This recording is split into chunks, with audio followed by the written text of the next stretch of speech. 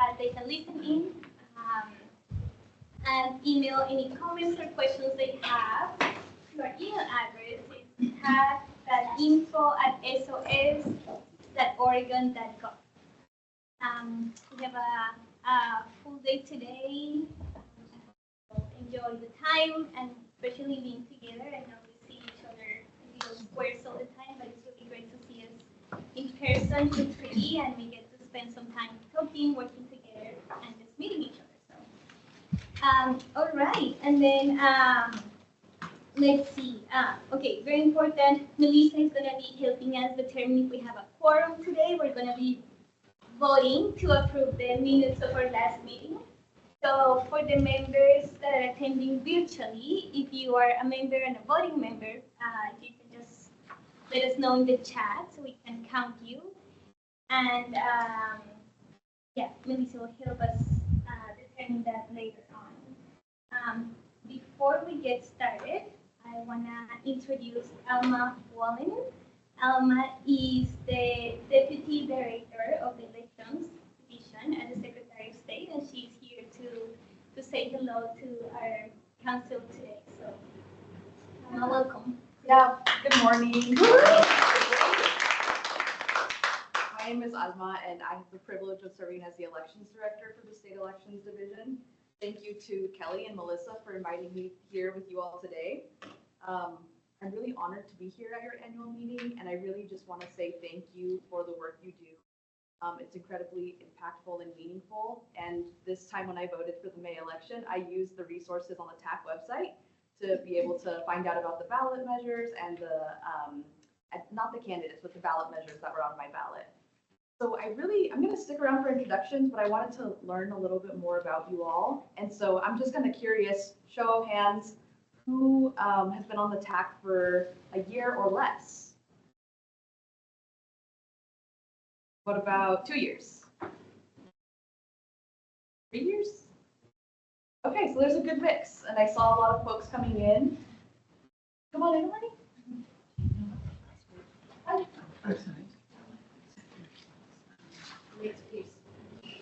I'll come this way. What about how far did you have to travel to get here? An hour or less, or Salem and the surrounding areas? Hillsborough? So we traveled 2 or more hours to get here. Well, I would have it by road. She flew. Oh, yeah. So really, regardless of how far you traveled, near or far, or how long you've been on TAC, I just want to say thank you for the incredible work you do and for lending your expertise and experience to the Secretary of State's office. The work you do is incredibly important, and I'm really happy to be here with you all to celebrate the work you do for the people of Oregon. Thank you. Thank you. Thank you, Anna. So welcome to everybody who just came in. For those of you that just joined us, she's Alma Wallen. She's the Deputy Director of the Elections Division in the Secretary of State. We're enjoying her presence and visit here today, so thank you for being here. I just wanted to say for the members joining us online, some of the activities may be a little limited for participation, but we have Melissa on the chat, so please feel free to communicate with the chat. And if you're not speaking, please be muted so that we hear your background. And thank you also for joining us. Okay, so let's take a look at the agenda today. Oh, no, not yet. Also, before we jump into our busy day, Catalina has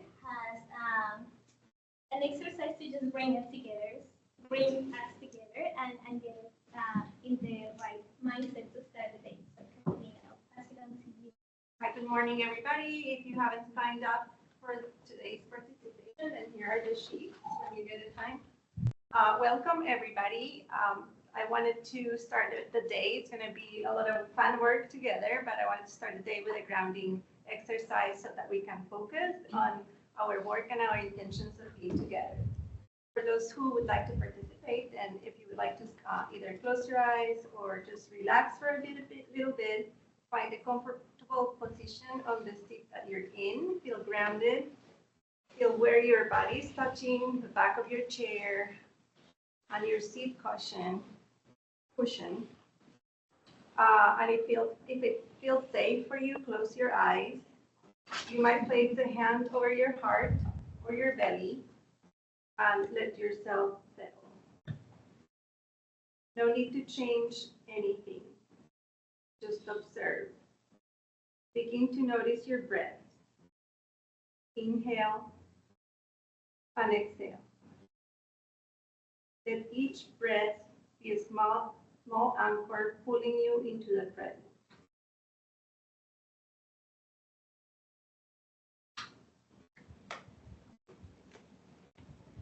Now, gently bring your attention to your body. Start at the top of your head and slowly scan downward. Notice your forehead, your jaw, your neck, and shoulders. Any tension or tightness, just notice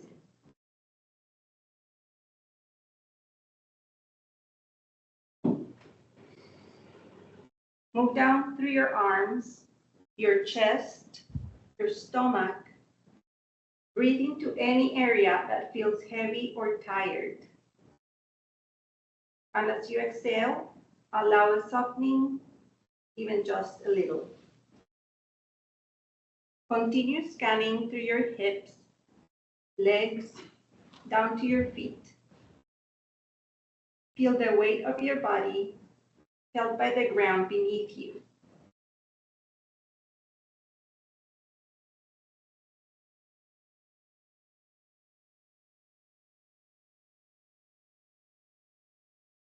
Now, gently bring to mind the people you serve, individuals, families, entire communities. Picture their faces, their voices, their hopes. Feel the deep humanity in those connections. You may have witnessed pain, strength, resilience, joy. Let yourself feel your purpose, why you show up, why this work matters.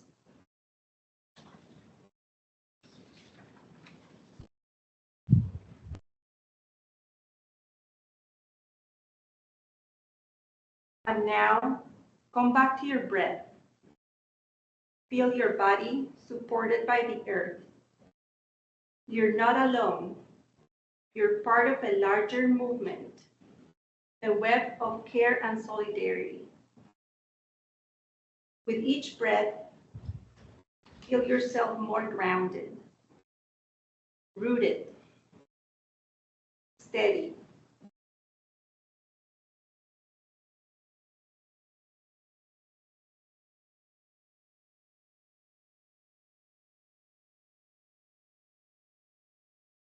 Now offer compassion, first to yourself, and silently say, may I be well.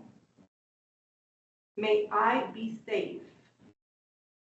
May I be strong. May I continue to serve with care. Now extend that same compassion outward. May the people I serve be safe. May they feel supported. May they know belonging, dignity, and peace.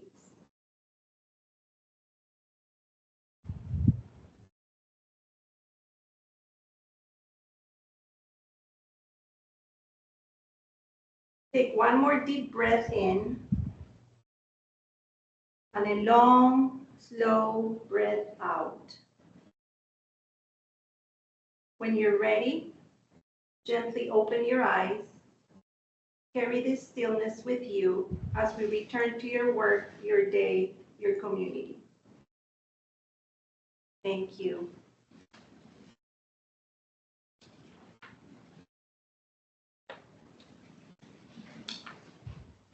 How are we feeling? Good. Good. Ready? It's beautiful. All right. So I'm going to introduce the new members. Yes. And welcome everybody. For new members, Ritu Duganat from Nepal is not here today, right? Right. But Right. she's welcome to the group. Candy Vietnamese language. I can. Kaneko, Japanese language. Not yet. Not here yet? Oh, not here. No. And May. May, how do you say your last name? Say ciao. Say Chao, Liu Mian. Yes. Okay, so welcome everybody. Now I'm going to do like a roll call, but of languages, so that we can get going. So Spanish language members, raise your hand, wave, hola, buenos días, everybody. Tagalog. Not here yet. Vietnamese. Arabic. French. In line. Bonjour. Well, Japanese. We say hello earlier. Farsi. Not yet. Russian.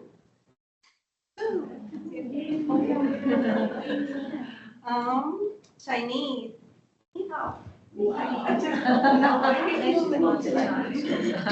Korean. German. Marshallese. Not here yet. Yumian. Traditional Chinese.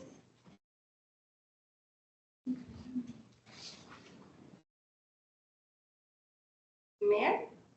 Khmer. Okay, Khmer. Cambodia. Cambodian? Okay. Thank you. It says, look at Cambodian is the people. Khmer is the language. Khmer. Oh, okay. Thai. Thai. So Ukrainian. Yeah, there's a guest, Tony Canales. Hola. And Oksana. And what's your Russian too? Well, welcome everybody. It's fun having the UN convention here today.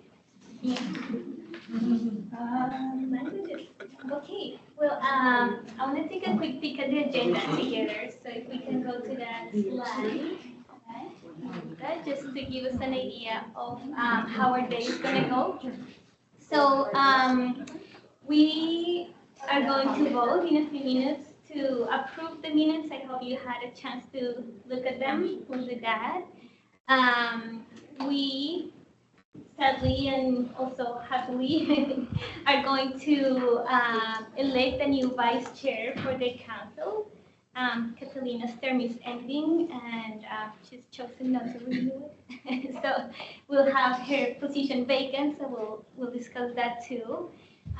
We have Michelle Shula Lupkin joining us with a really interesting topic to learn about and discuss, so we'll get there, but she's from the National Association of Media Literacy and Education. And we'll have time to work together in our language groups or in other topics for those that are alone today. But we'll be working a little bit on the glossary and the updates to our glossary. And we'll have lunch also, and we'll have some awards and recognition for our work and dedication. And we'll have updates from the Secretary of State staff about our work and the work of the council and elections. Then in the afternoon, we'll have a second guest joining us from Los Angeles, from a very similar group to us, but working in LA. They have been working together for like 20 or 25 years, so they have a lot to learn from them, but they also think what we do is really cool, so they can also learn some things from our new council. And we will close with a little community time, just time to share or give announcements, and then we'll be on our way home. So I think that's are they. Feel free to come in and out as you need. Take care of yourselves. I think there's water around, maybe restrooms over there, and yeah, Kelly's in the back, Melissa in the front. So if you need anything, feel free to let them know or let us know. And so let's just start with looking at the minutes for last meeting in January. And Melissa, do we have a quorum to vote? We do. We have a quorum. Okay.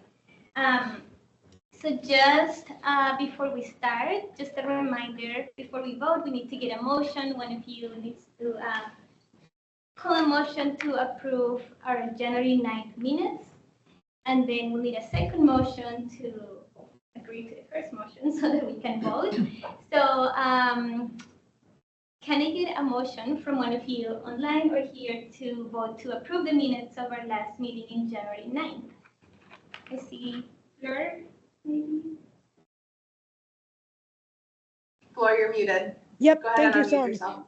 Sorry about that. I motion to approve the minutes from January. Okay, thank you. I heard that. And can we get a motion to second that? Second the motion, okay. Tamara and Natalia, thank you. And I heard another second over here, so thank you. So I think we can vote. For the people online, if you can write in the chat yes or no to approving the minutes of our last meeting. And for everybody here, all of those in favor of approving the minutes, if you can raise your hand and say yes. Yes. Yes. Thank you. Yes to for my vote. And all those opposed to approving the minutes, raise your hand and say no. Okay, thank you. So it looks like our minutes are approved, so thank you. We can get that, consider that done. All right, sorry, I have to look at my notes. Okay, all right, okay, so next, I think, in our list of business is talking about the vice chair vacancy position. Like I said, Alina Frank has been the chair for the last 8 months, 7 months, and it's been really, really fun working with her and Lisa and Kelly, but her term is ending, and her position will be vacant starting August 1st. So, Catalina, it's been really fun working with you, and would you like to share with the council a little bit about your role, your experience, and after that, we would love to have nominations. If there's anybody interested, you can self-nominate, nominate another person, and if we have candidates, we can vote today. So, Yeah, the reason I'm stepping down is more personal, more professional than personal. I took a new job as an executive director of the Latino Community Association in Central Oregon, and that's like 25 hours of my day already. So I'm trying to find things that help me also take care of myself in my free time and prioritize family when I can. But I can tell you that this is the easiest vice chair job ever. We have a great team. Melissa and Kelly are wonderful. They orchestrate absolutely everything. And then Magda is super awesome. So please nominate yourself. I'm serious. We just meet in about two times in between meetings just to plan how the next meeting is going to look, what topics are we going to talk about. We look at your input and your feedback and your surveys, try to incorporate that. It's fun knowing that we do work for the whole state, and you guys are easy to work with. So please try it out, nominate yourselves. I'm really sorry to have to step down, but I can't do it anymore. So talk to me today if you like, or you can email me or call me if you're interested. You have to make the decision right away. But we appreciate it if anyone took the opportunity or wanted to ask more questions. Thank you. And Kelly, I don't remember, but the vice chair term is for 2 years? Yes, the term is 2 years, and it will track with your membership. Okay.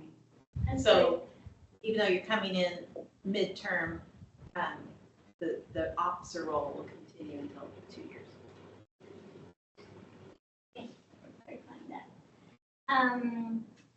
So are there is anybody interested in nominating someone? Also for our members online, if you're interested, you can self-nominate or nominate anyone.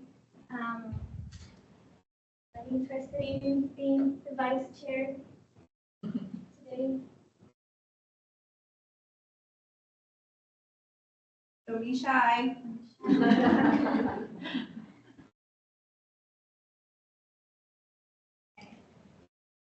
I want to nominate Chantal, even though she's not here, just because she was expressed interest last year, so I'm still checking with her. She's in Spain right now, so but I would like to officially nominate Chantal for that role. Well, if no one else is interested, I might be interested, but to make final decision, I will need to talk to you. Okay, no problem. But just if no one else wants to, because I'm a kind of new member, I only started in August. So I'm not 100% set on it, but so I need to talk to you. If somebody wants 100%, please do. Thank you, Natalia. Thank you. Yes. Awesome. Okay, so we I have have, no children, basically. I live by myself, so I have lots of free time. I envy you. Magda, you have an online Oh, we nomination. have an online nomination? Yeah, so Flor is interested. She just has one question. Yes. Can meetings with the chair be remote? Because I live in Bend and it's just sometimes very hard for me to drive, unless I have to. Yeah. I've been remote. Yeah, and Magda is remote, Yeah, so yeah, definitely. The meetings can be, they're always online. yeah, and we always have the option to join in-person meetings online too, so that. So thank you, Fleur. So we have, it sounds like we have 2 self-nominations and 1 nomination for Chantel, which she's not here to accept the nomination. So Kelly, I wonder if we could take the nominations and then maybe vote at the next meeting once we confirm you've had a chance to chat more with Catalina. I think it's a great idea. And so I hope you also got your answer. So we'll take these nominations. That gives other people more time to think about it too. And we'll just add these to the agenda at our next meeting to vote and choose our next vice chair. I think that works. Maybe we could hear from Flor about why she'd like to Yeah. serve in the role. And Natalia, I don't know if I heard Yeah, Natalia. your interest, so that we can hear that. Uh-huh. Yeah, you can share a little bit about your motivation and interest, and Fleur too, if you want to tell us a little bit about your motivation and reasons why you like. So And Flor, can you turn up the sound on your end a little bit? I want to try. Turn We'll it up? The sound on our end, but do you want me to turn up the volume? Is that it? turn up your volume, yeah. Let's see. Is that working? Because it's at the maximum on my side. Oh, it is? Okay, all right, go ahead. That's really good. Hold on. Let me see if I can do better with my phone because I apologize. So, very quickly, the reason this is my last 3 years. And while the first 3 years I was trying to get to understand how the committee works and, kind of everything. I don't think we can hear you over here. Oh, We're maybe yeah, she's trying to work technology, so give us a 1 minute. second, sorry, yeah. We're trying to. Can you hear me? Hear from Natalia while we're working on the sound. Yeah, Okay, well, And Natalia, the speakers are in the ceiling microphones. So if everyone, when you speak, you could speak up so everyone can hear online. Thank you. well, good afternoon, everybody, or good morning. Rather, I'm interested in this position because I'm already a public service employee. I work for DHS, and I love working with Oregonians and help and serve them more. And ever since I became a member of this council, it was very exciting for me to do this type of job and receive assignments, and I would just do them right away and make sure everything is correct. And it was very exciting to me, and I would like to know all of you more and research other opportunities we can help each other and serve together. So that's what I wanted to say. Thank you. Yeah, thank you. That's great. Appreciate it.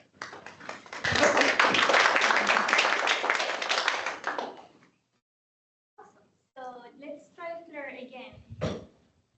Can you hear me? Better. That's a little Okay. better, yeah.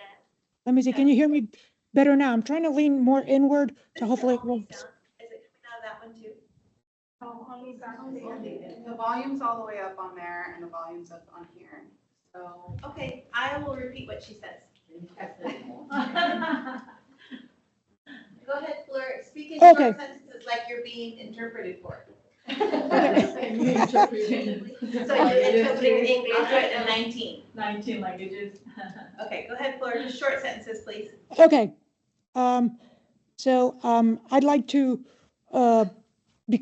try to become the vice chair because I'd like to take a more active role. I've been on the committee for 3 years. I got reappointed for 3 more years, and now that I understand how it works, I'd like to work more closely with everyone, not just Okay. with French. Thank you. I'm gonna repeat. So Fleur has been on the council 3 years. She's looking forward to taking a more active role. And she was reappointed recently for an additional, she said 3, but it's actually 2 years. Oops. Go ahead. No, sorry, I misread my certificate thingy, so that's why. Okay, thank you.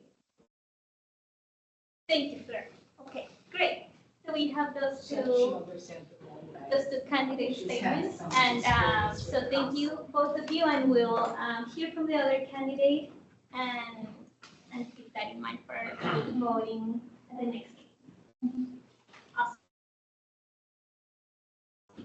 Awesome. All right, so let's continue. I think this is a really exciting part of our morning, and I see Michelle on the screen there.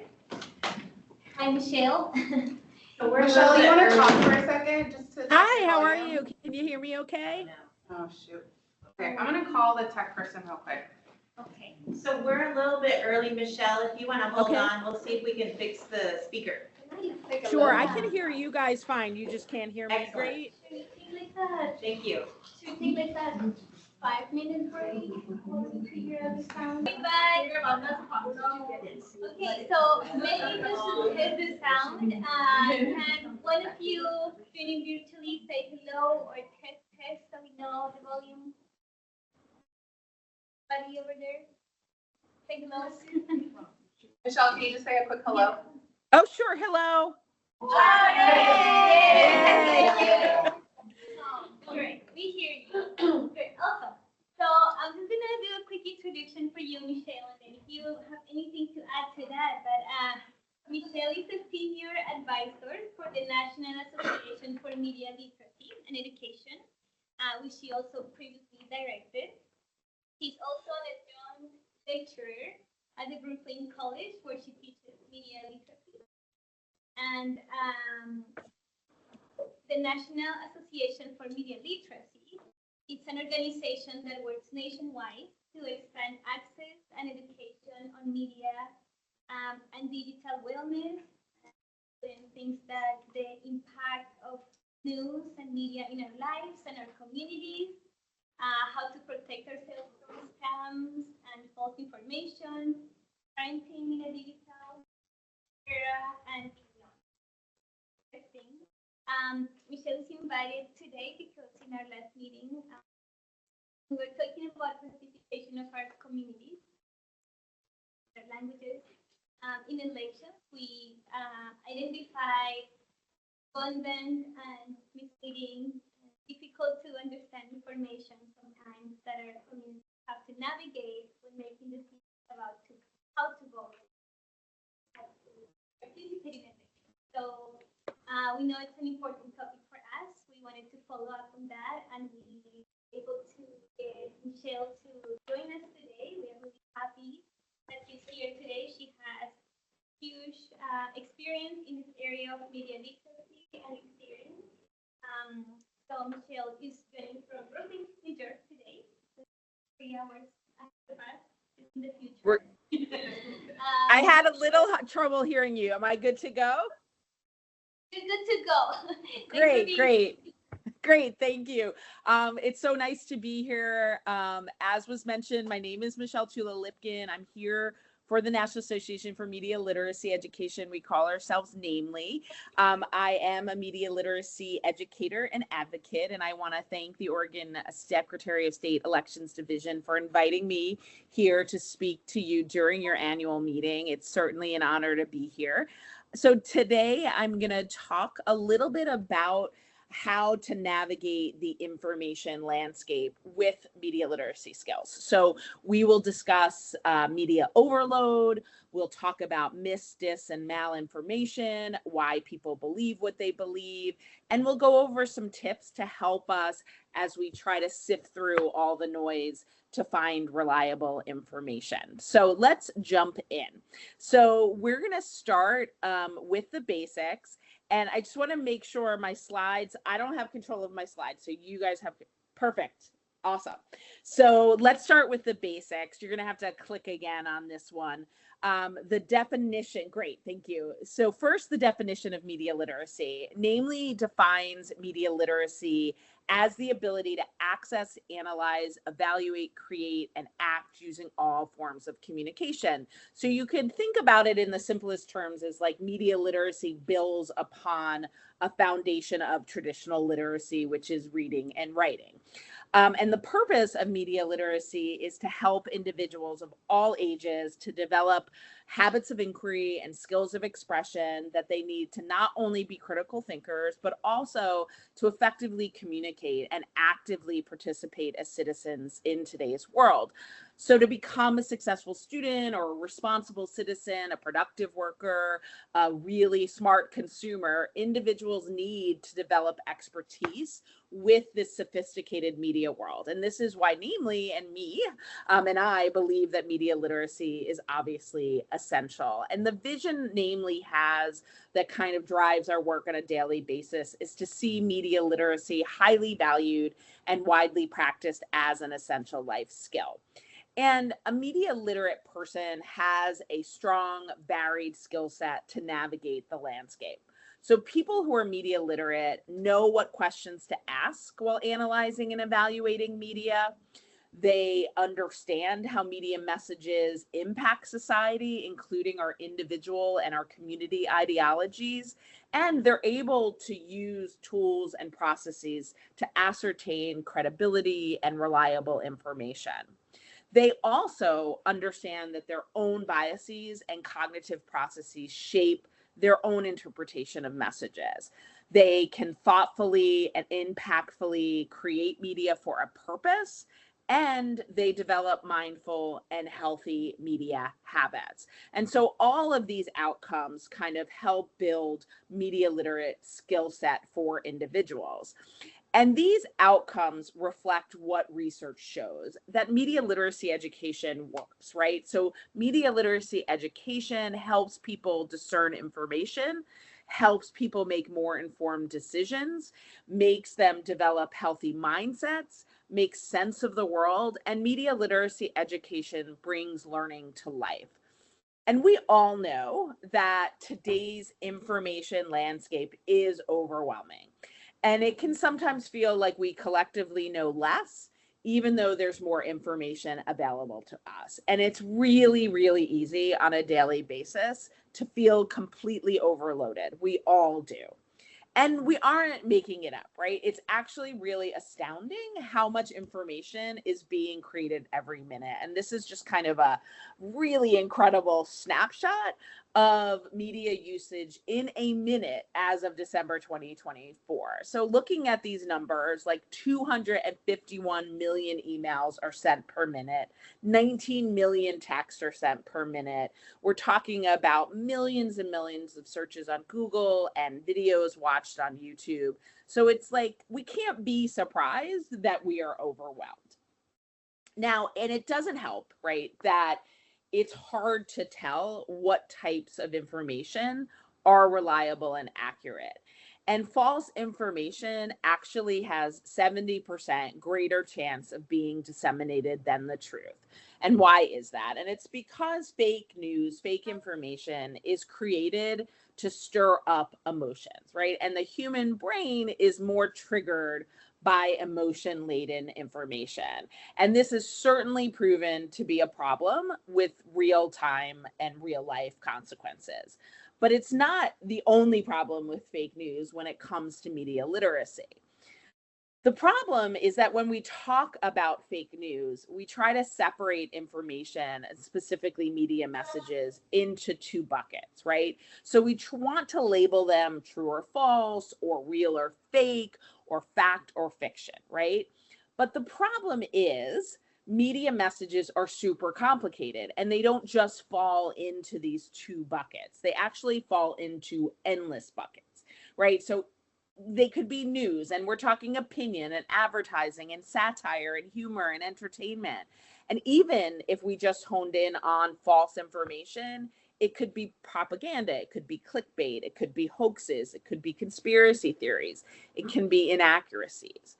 So if we limit our understanding of information to this simple binary label, we're missing out on the deeper understanding. And the goal of media literacy is to understand media messages, right? Their purpose, their values behind it, the audience it's aimed at, bias, agenda.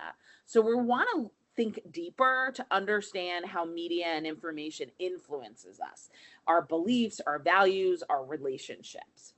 So rather than simply asking, like, how do I know this is true? What if we started to ask deeper questions about the media around us? What if we ask questions like, how does this make me feel? Or what does this want me to do? Or thinking about what is left out that might be important to know? Or how might different people understand this message differently? These types of questions are going to get us to deeper understanding.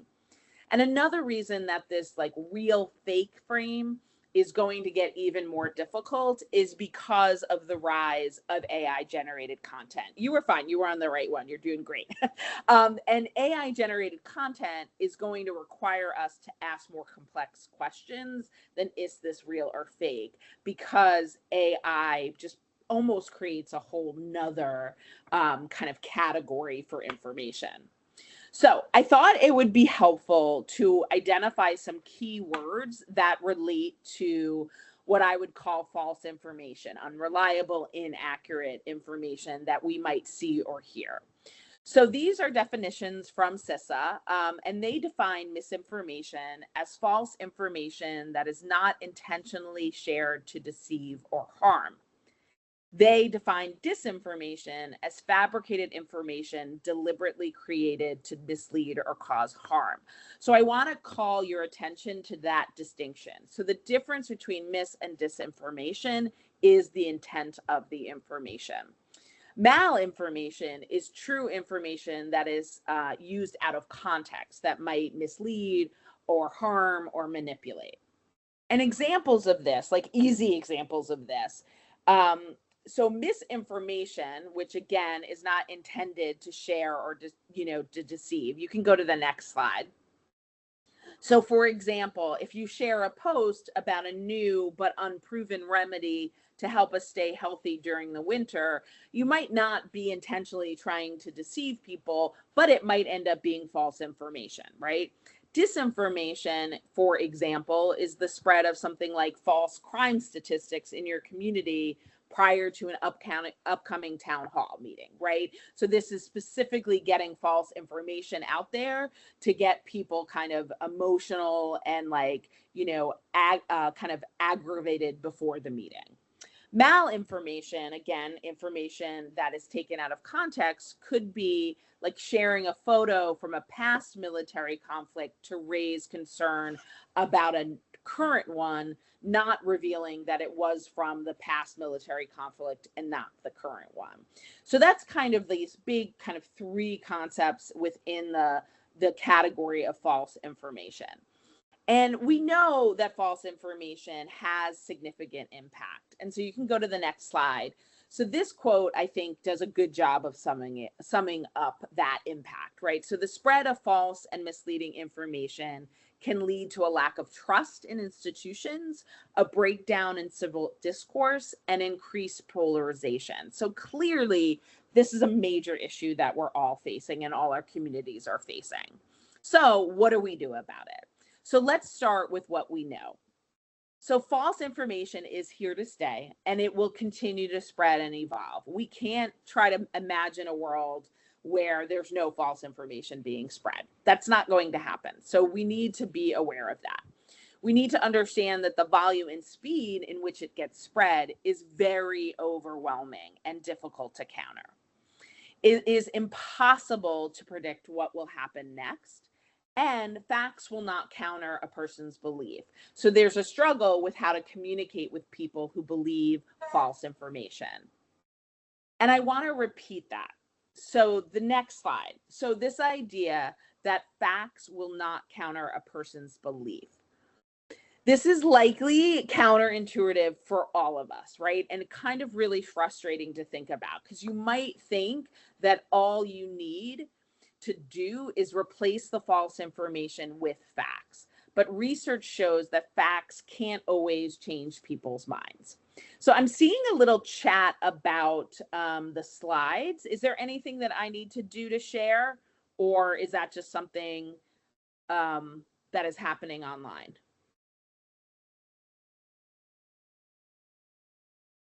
Okay, I'm gonna. Go ahead and keep going. Okay, great. Thank you. Okay, so let's talk about this idea of why can't facts change our minds. And this information comes from San Francisco's PBS affiliate KQED's series Above the Noise.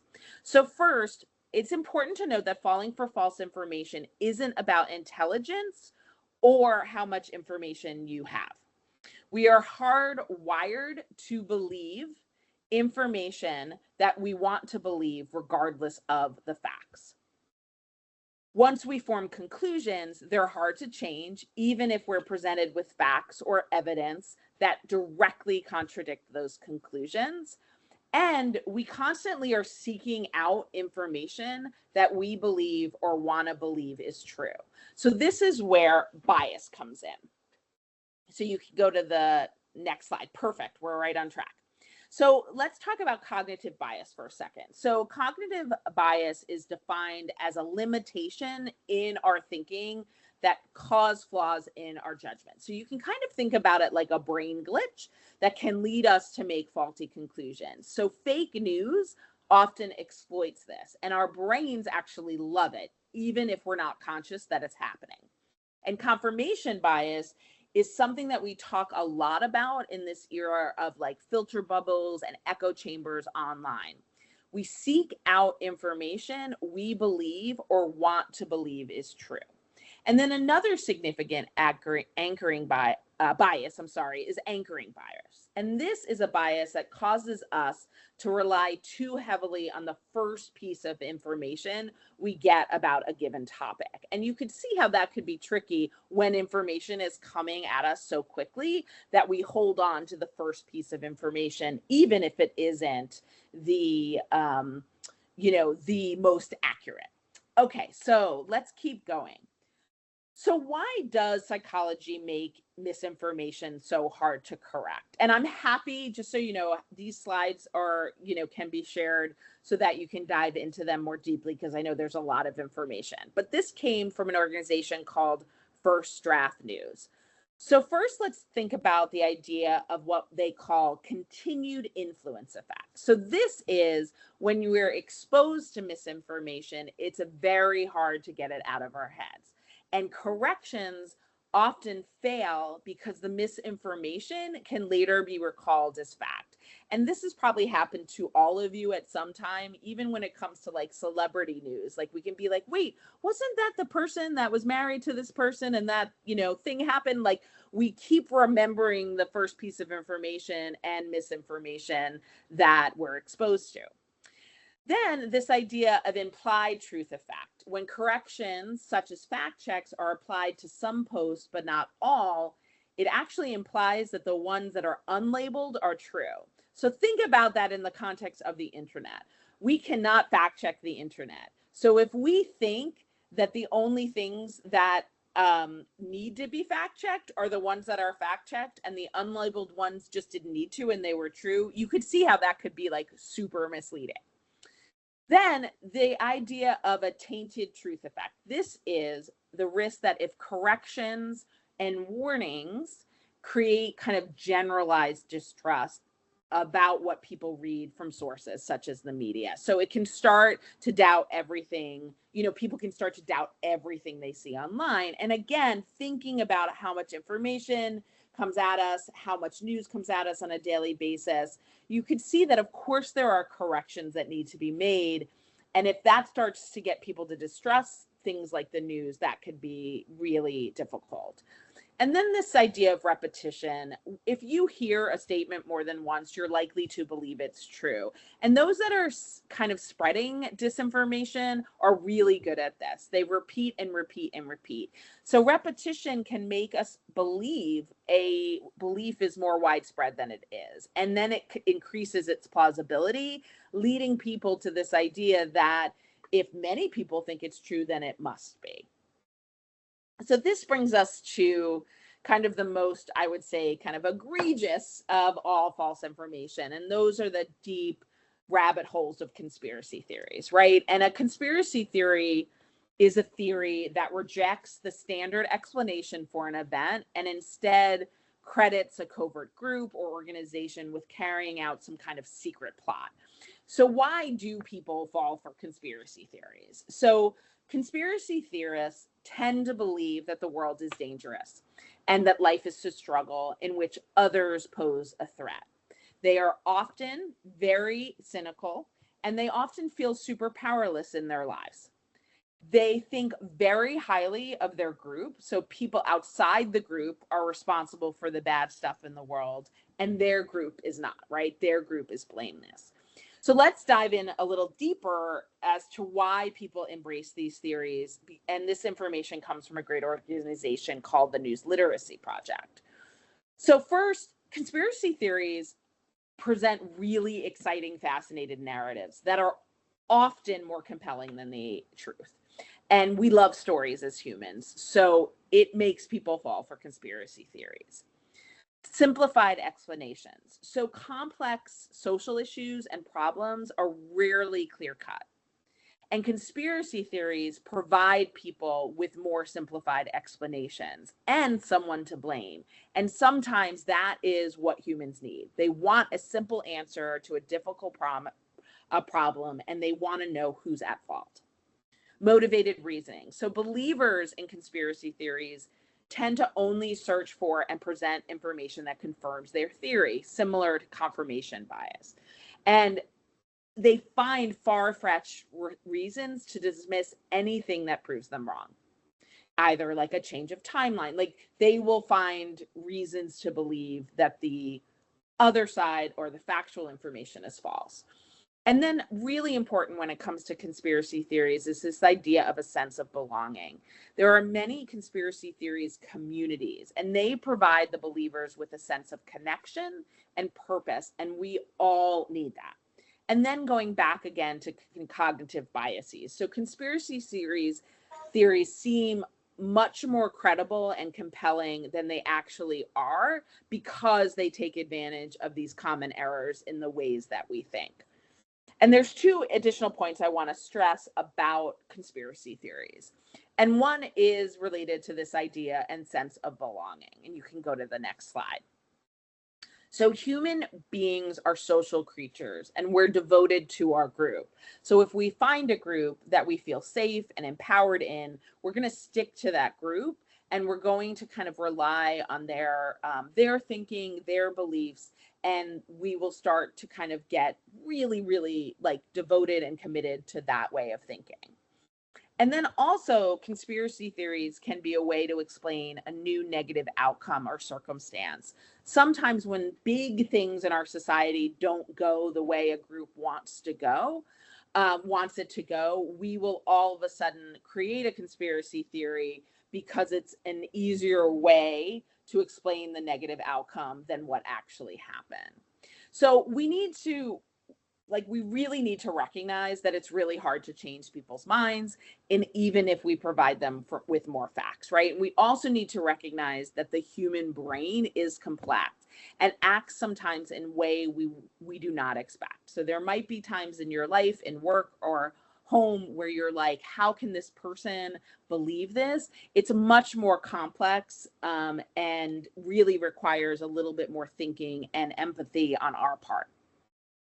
So next slide. Actually, you're right here. That you got to it before I did. This is great. So this idea of that socially, like that sense of belonging, the group, I think this quote really sums it up nicely. So whether or not people believe fake news isn't just a cognitive process, it's socially reinforced. So you see people who think like you, all believing the same things and offering you new information that reinforces those beliefs. It's like a team effort, and that's where fake news gets a lot of power.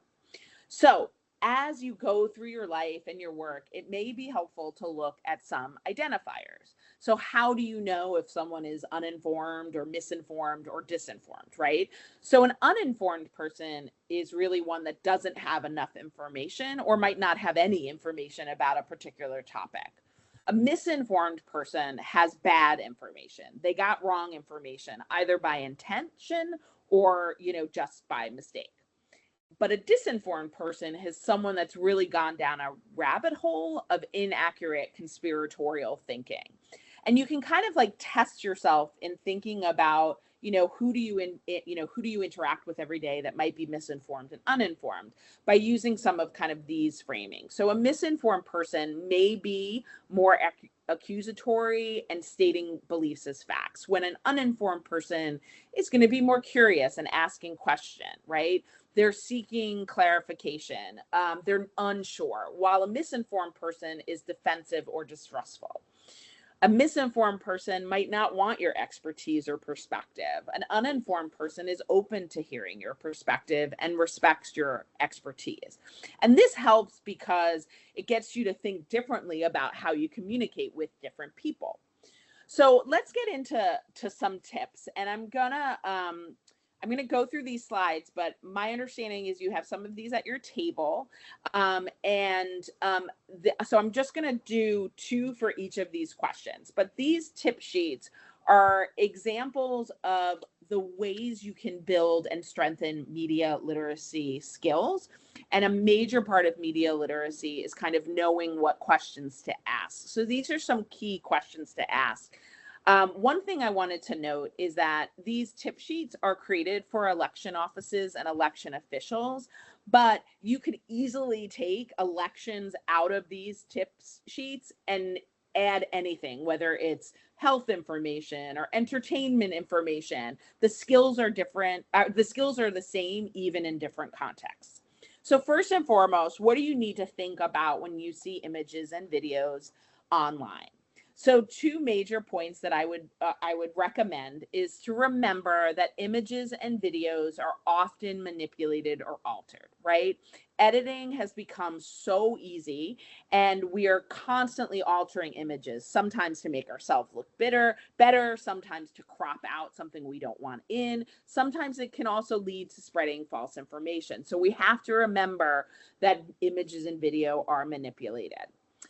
And that images and videos are often taken out of context. This is a major one, especially in the news. And we talked about this already. This idea that you want to make sure you are looking at up-to-date information, whether it's about elections, whether it's about a political conflict, whether it's about really anything. You want to make sure that the context around the images and videos is accurate. Okay, we can go to the next step. So how do you know if a source of election information is reliable? And again, you could take out election and just ask, how do I know if a source is reliable? So here are 2 tips. 1, reliable sources are going to connect with credible experts. So with the election example, credible sources are going to ask election experts about elections, right? And so if you know that they're talking to election officials and they're interviewed or quoted, that really helps us buy into this source as reliable. So we want to make sure our sources are getting authoritative expertise information. Reliable sources are also transparent about what they do. So you want to make sure that the sources that you're using to gain information are transparent. They're going to tell you how they gather information. They're going to tell you who works for them. They're going to tell you how they're funded. They're going to tell you when they make mistakes, right? So you want to make sure that they're transparent and they're not trying to hide anything. Next slide. What questions should you ask to understand media messages? So these are a couple of questions that I think are key to any piece of media that you come in contact with. Who made this and why this was made? So knowing who created the media is really important to understand whether it's reliable and what the purpose is, because all media messages have some kind of agenda, right? They're either to inform, to share their opinion, maybe to entertain, right? So understanding who made it, why it was made, really helps us evaluate it. And this, what is left out that you should know, is one of my favorite media literacy questions, because you really have to understand that no social media post, no news segment can fit in all the information. So asking yourself what is missing is a really important question to ask when you're encountering media, and especially when it comes to elections, because elections are complicated and it's super difficult to find out all the important details in just one piece of media, right? Okay, next. What questions, what questions should you ask before you share information online? So one of the most important things that you should be asking yourself is pausing and saying, have I read this? Have I listened to it? Or have I watched it? You don't want to share information online that you haven't checked out yourself. And I think we often do that. We see a headline that gets our attention. We see 2 minutes of a video and we decide to share it, not watching the next 3. If you don't have time to dive in, then don't share it. And not sharing that could really help stop the spread of information, false information. So asking yourself, have I had time to look at this and listen and read? Is really important. And then again, asking the question about the credibility. Remember, we want to see transparency. We want to see background information. We want to see how they create, gather information. Okay, keep going. I think we just have 2 more. And how do we protect ourselves from false information about elections or about anything? So 2 major points here. Checking multiple news sources to find out more information. You can never assume that one news source has all the information about elections or anything. You want to check multiple sources before you jump to conclusions. You want to take time to evaluate. And again, if you don't have that time, then definitely don't share. Then understanding the difference between news and opinion. Unfortunately, I think we all make the mistake that we think we're seeing or, consuming news when it's actually more commentary. The most amount of information out there is just people talking, and we need to be able to distinguish between fact-based news stories and opinion or commentary if we want to be media literate. So again, what you have at your tables are like longer, and they all have like 4 tips. And I teach a 15-week semester about media literacy. So clearly 20 minutes isn't going to cover everything. But I think what I want you to make sure that you kind of take away is this idea that to be mindful, to be intentional, to be thinking and asking questions is always really positive. So we do have like some small group exercise to do. But right now we have some time for Q&A if anyone has it. It would be great if you could if you could get closer to the mic so I make sure I hear the question. Or if you want to put it in the chat. Just FYI, the mics are in the ceiling, so just enunciate if you're in the room. I hear you though really well. Whatever you're doing right now, just copy that. You got it. Does anybody have any questions internally? Yes. Yeah, I do have a question. So from the presentation that you did, it just affirmed that it's so hard for our non-English speakers to go through this election materials because there's a lot of information that it's really hard to know what is true and what's not. And so what they do is, I'm not gonna vote, so I'll just leave it to other people to decide. So what would be your recommendations on like what we can do to make the process a little easier for our people that doesn't speak another language but can vote? Yeah, so I think that's such a real dilemma, and certainly the consequences of that in the context of whether someone chooses to vote are so impactful. So I think one of the things that we need to encourage people, whether they are, English is their first language or second, is to know that there is reliable information out there, and that the best type of information you can get about elections is from your election office. So it kind of encouraging them to not, like, that they don't have to look too far, right? The materials you are providing to them, what their election officials and their election office can give them might be enough.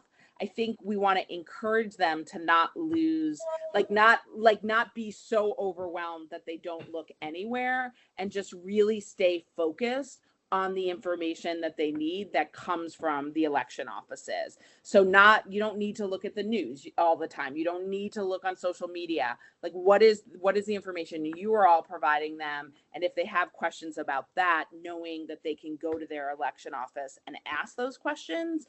So to me, it's like making sure that they know that there is reliable information out there for them and where to get it. Thank you.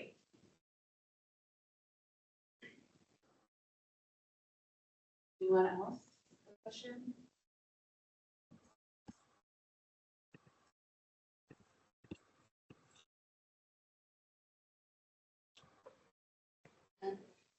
I appreciate the distinctions you've made about between misinformation, disinformation, and malinformation. That's such a great concept. And I'm thinking about the elections I have participated in the past few years, and I realized that the flyers you receive by mail, I mean, there are pictures, exaggerated expressions, slogans and saying statements, information taken out of context. There's a lot of misinformation, disinformation, and malinformation. And there's no way you can stop the inflow of those flyers, right? So how do you even sift through those flyers? And yeah, so I think to me from a media literacy perspective, it's to be really, really clear on what the purpose and agenda of those flyers are. And if you're getting information from a candidate that's trying to win an election, there's going to be a very distinct strategy that they have in their flyers and their information, right? And that's why I think it's really important to think about this idea of what is the source of this information. I know this is like probably an awful thing to say to your particular group, but like, I make sure, like, I don't really look at those flyers that are being sent to me from candidates. I ignore them. If I want to know what their stances are, I wait for like the booklet that has all the information, or I'll go on a website and look at, more kind of overview information, like to be conscious of information that a candidate is going to give me about themselves and the other candidates has a very distinct agenda. So that's where I think media literacy skills come in, is understanding when you're looking at this flyer that is obviously meant to like manipulate your point of view either about that candidate or another, that's the purpose, and knowing how to weigh that against like factual information about policy and about what these candidates actually stand for. So I think it's just really important to know that candidates are going to send a lot of information your way, and they're trying to get you to vote for them, right? So they're gonna spin things to make you do that. And sometimes those things are negative about other candidates. Sometimes it's positive about them. But the best thing that you can do is try to do a little bit of research about the policies so that you know like where you align.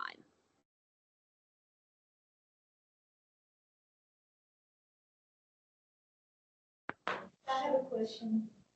So do you, your media center, do you also do research looking at how different language communities are targeted?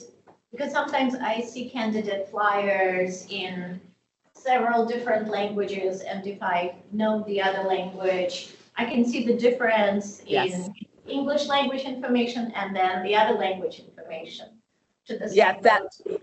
yeah, that is such an enormous issue with political information, the targeting of different groups in different languages. Like you've hit on something that's obviously an enormous issue that has real impact. So our group doesn't do that type of research. We're focused a lot on practice, like namely talks a lot about, how are we teaching?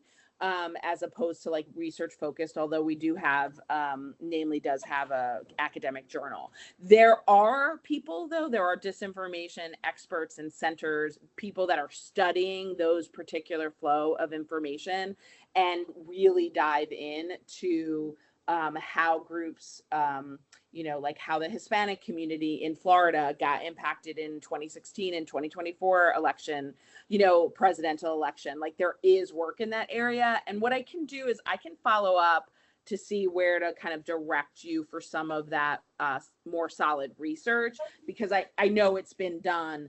I just don't have it at the top of my head, but I can follow up about it. I'm going to write it down so I don't forget. Thank you. Do we have time for one more question, or do we need to go to small groups? I think we probably need to go to small groups. We're a little late, so I want to get to small groups. But again, I'm not there, so you guys can be the judge of that. Go to small groups. Okay, thank I'm you. happy to email your question if you'd like. Thank you. Cut it in.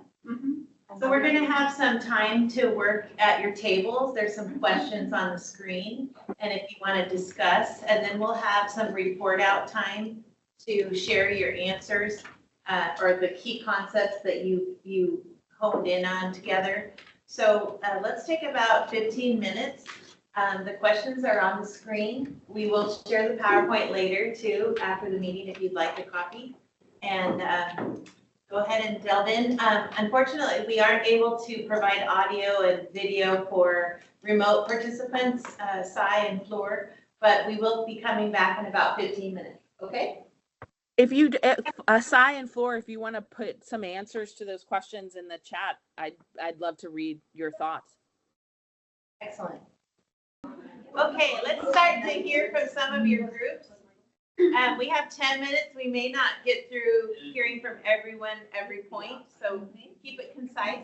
And we hope the conversation will continue. We'll have social time later at lunchtime and so on.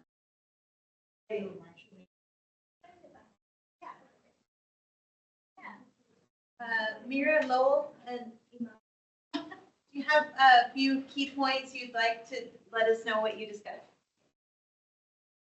So I think the main thing that we were talking about is like we trust the information from people that we know, because we have a lot of, let's say in our email, we have a lot of emails coming from all around, like people you know and you don't know.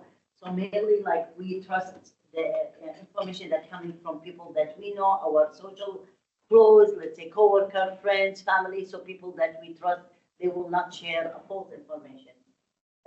And how we try to find if this is correct or not, by searching in different platforms to match the information and see if this information is, aligned or not.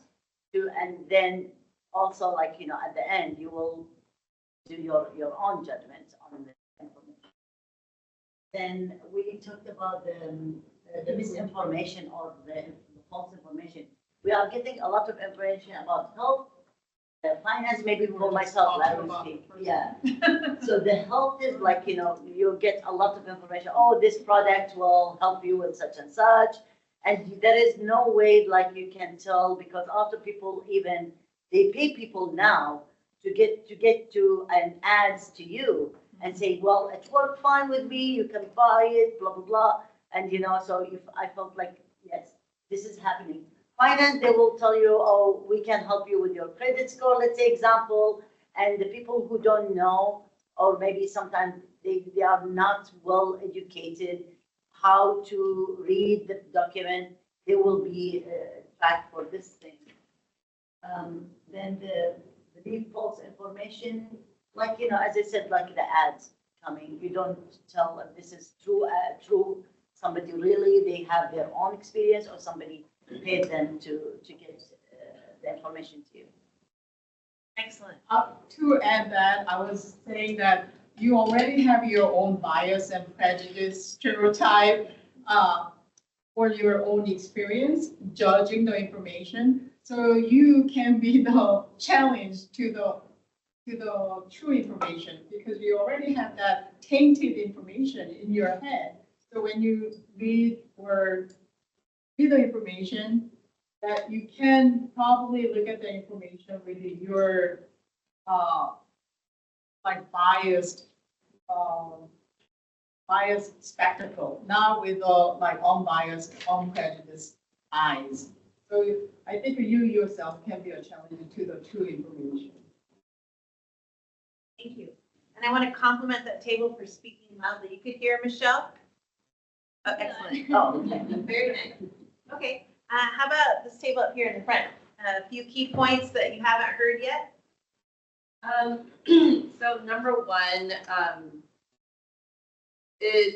we came up with some responses pretty much as the first group. So we found some of the challenges that we face when knowing what is reliable is sometimes our social environment. So that includes family, friends, people that we trust. Sometimes when you receive training in institutions that we hold as really credible, as in like education or our work, sometimes that creates certain biases for us too. In addition to AI technology, and we talked about non-English speakers, how with the limited communication, with the barriers, they tend to turn to one another for help. And they tend to trust each other a little bit more. So they are less likely to go outside of that circle. And the word of the mouth around social groups like that is very powerful. And some of the ways that we, sources that we trust and go to information regularly, we talked about finding common places where people can find accurate information, like government websites. And then question number two, let's see, are there types of information you feel particularly vulnerable? We talked a lot about the slinging the dirt during, political season, where everybody is trying to look for really toxic information, whether it's true or not, about individuals and their private lives. So we talked about being particularly bothered by that. We also talked about how health, politics, and finances, the way that the messages are delivered is different. So like health, there seems to be like more audio, video messages, and, kind of like how table number one had described it, they tend to get influencers, I think that's what they're called, and individuals to try to sell products, whether it's real or not. And then, political, it's like everywhere. It's like on TV, social media, everywhere that they can get your attention. And then financial is kind of more like targeted individually, but within like the entire community. It's weird. It's like the tech scams and, the links that they fish you through Facebook. Let's see. Oh, And then, so question number 3, we found commonly in both of our communities that limited English speakers. So personally, our experience was with limited English speakers within our community who rely on each other as trusted sources, and whether that's going to be real or fake information, it seems to be the problem that we all face. Thank you. Okay, so you guys have really covered a lot. Is there another table that has some unique other topics or things you want to share? Tatiana? We, question one, we actually spent a lot of time and talked about the media bias chart. So, because there is a big media bias chart that shows where different publications and different media sources are on the chart. So it helps to know what the biases of the news source you're reading, and then go to another news source if you want to look at the same topic from a different perspective. So that's very helpful. But then we also talked about, well, who is putting together that media chart itself and can be tracked. Thank you. Another table topic you want to bring up? Pretty much the same.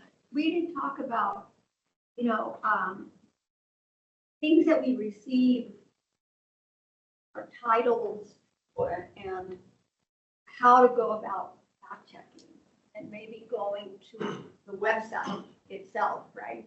And instead of looking through information that we got from somebody else. That's great for us who are bilingual and look at different countries and what news different countries present. But for the people who have limited English or limited languages, it may be hard for them to go into the court website or the Secretary of State website and just read what they have as opposed to what they're getting. And that's difficult for them. And well, and for us too, you know, because we're being bombarded every day. But checking what real. Thank you. Salient comments. We have about 2 minutes left.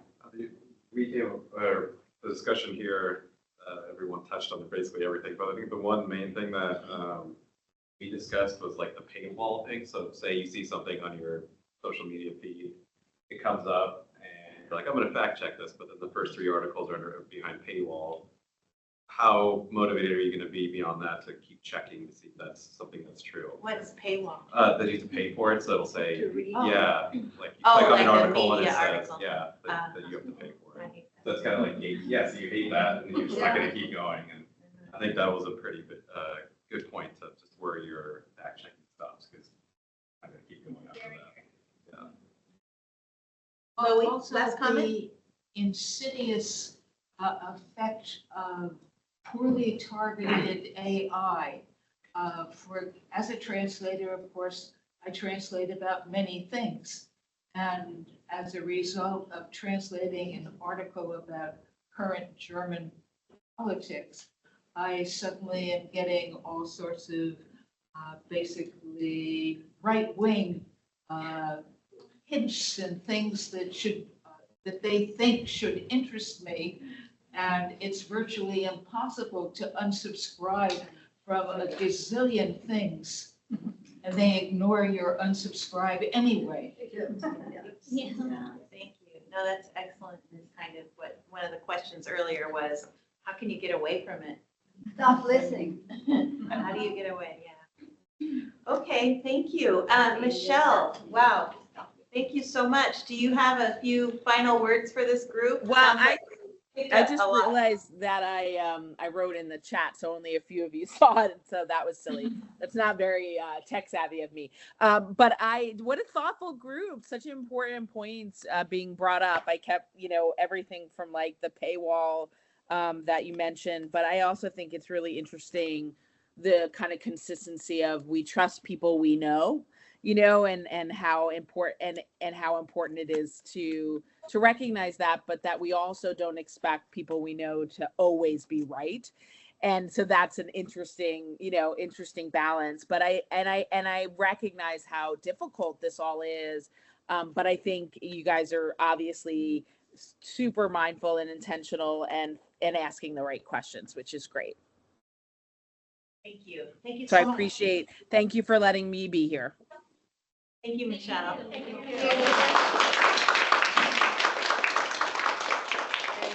Have a great rest of your day. Have a happy weekend. Okay, we're doing great. We get off track and then we get back on track. Watch out. That's pretty good for interpreters. Pretty good for language talkers.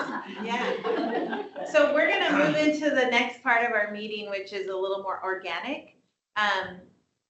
We have done updates to the glossary. We've revised a few definitions. We've added some new terms. And these all come from your reviews when there's like a little, discussion going on about how to say drive-through or something. So we have sent those out to you for the glossaries. And then we also have some new members who are individuals for their languages. And so they're also rather new. So we're gonna have one table that's for relatively new people. It's optional. Everything is kind of optional now through lunch.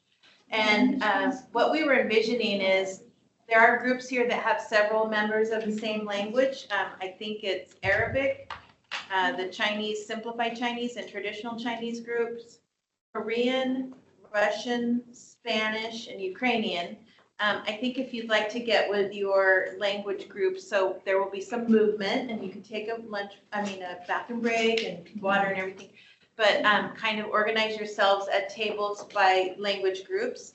And then the other languages that don't have a group, you're welcome to use this time to work on your glossary independently because that takes a lot of time. And you could move out in the hall, there's lounge chairs, or you could separate or stay in the room. And if you're a newer member, let's meet at the back table where I'm sitting, where we will just talk a little bit about how to improve reviews, questions you might have about the process. And we won't take the whole time, but if you want to come back there, we have some tips and tricks for that. So that goes until we meet for lunch. So they will be bringing in a little lunch buffet while we're working. We're gonna have a few awards and then you'll have about 30 minutes at least to yourself. If you wanna take a walk or if you wanna socialize in here, but after all that, we'll come back together and we have some great things coming up on the agenda. So we'll do this until 12:40 when we meet for lunch. Yeah, so we're doing the organic thing right now until about 12:40. Is that good? So lunch start at 12:40. Yes. Okay. Yes, awards at 12:40. And yeah, so newer members, if you want to come to the back and other of you organize yourself, you're welcome to do that. Need AI. Okay, I'm gonna, we have some humble awards. Few humble awards to give today. And I'm giving them as staff from the Secretary of State's office because I look at all your reviews and I have to look at them really quickly and pass them on and then send them back and everything. And we have quite a few new members this year and just a lot of wonderful effort on everyone's part to work with us. The crazy election timelines that seem impossible and your diligence. Thank you. So everyone should get an award. Thank you so much. I have noticed a few things I'd like to recognize.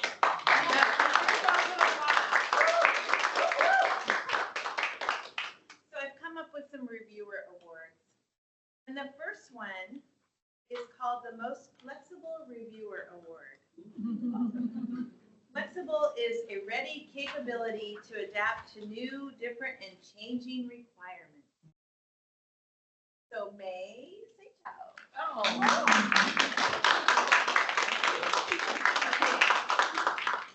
Here's the story.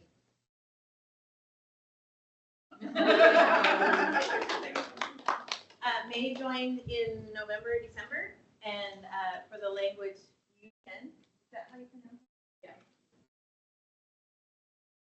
Anyway, in 2022, we did our first data analysis of the census, and Yumian came up for Multnomah County, and I talked to her, and we were really excited.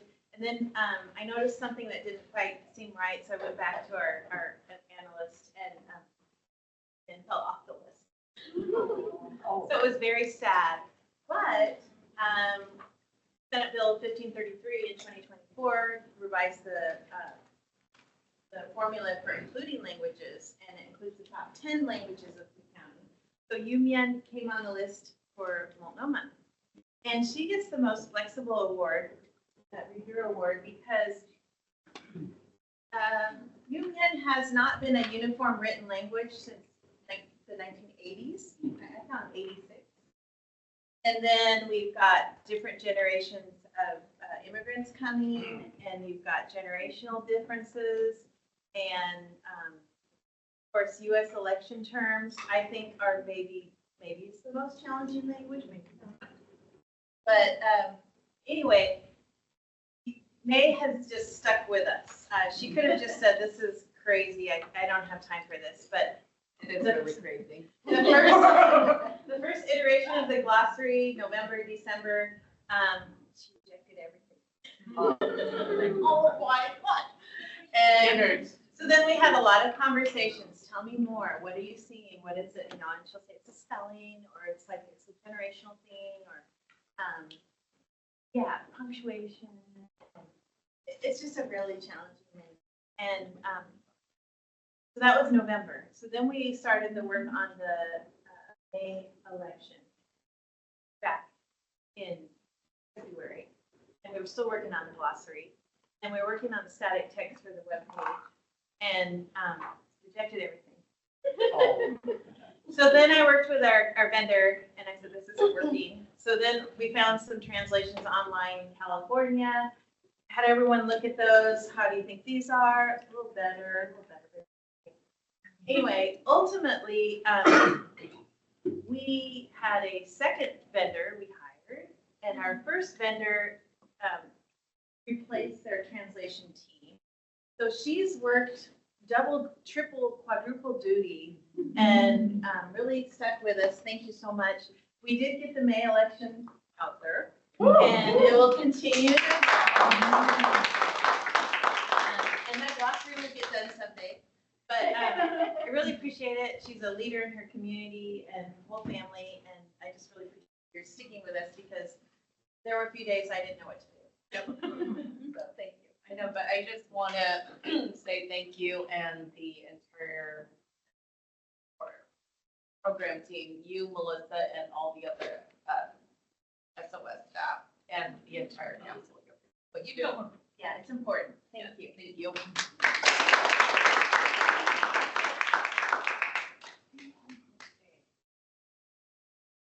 Next one is called the Quick Study Reviewer. Quick study is someone that can learn with remarkable essentials of something to be quick study. And that award goes to another reviewer, Con Lee.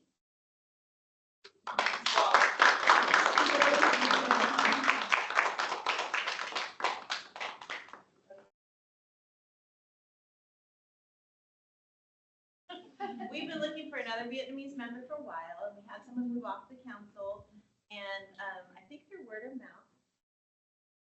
And Elam from Multnomah recruited her, and her reviews are, I'm sorry guys, they are perfect. If you want to know how to do a review, talk to her. But she said she used our handout, so. But thank you so much. You have learned so much. Your reviews are so clear and useful. Thank you.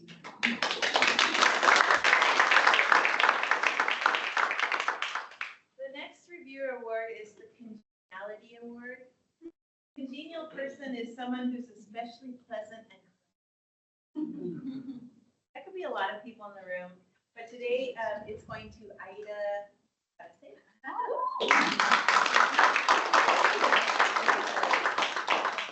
Aida came the furthest, I think, from Medford today, so appreciate that. Oh, yes. These are some things that she puts on her reviews. This may sound better. What do you think about this? Is this a better option? Does this sound better? How about this? She's so pleasant, and also she gives encouragement. She says, good translation, good job. So I really appreciate the harmonious aspect as well as her linguistic skill. Thank you.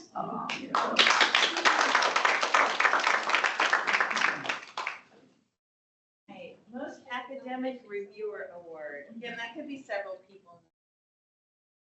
Today, the award is going to Hanai Kaneko.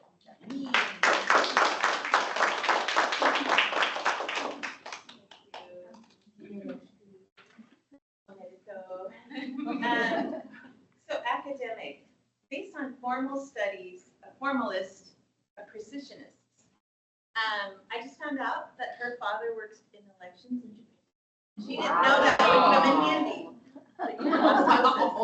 But yes, she goes into great detail that will convince any translator on the other side. For example, when I go like this, it's a kanji for characters I can't say. Correct spelling at present is from legal terminology and from humanitarian and ethical considerations. Source, Agency for Cultural Affairs, Government of Japan, 2021. Currently, the kanji character for is not registered as a common kanji, Jojo kanji. So in order to change the kanji spelling from to a procedure to certify it is a common kanji is required by Japanese government. At present, only consideration is being considered. Currently, it is not registered as a common kanji. So voters with disabilities are going to get the best translation.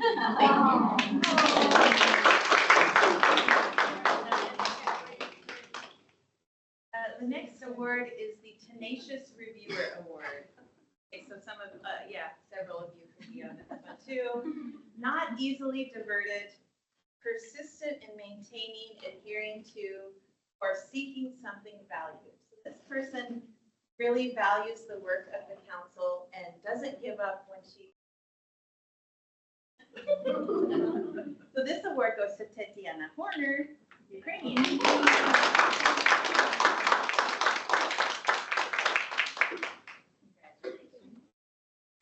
So Tetiana,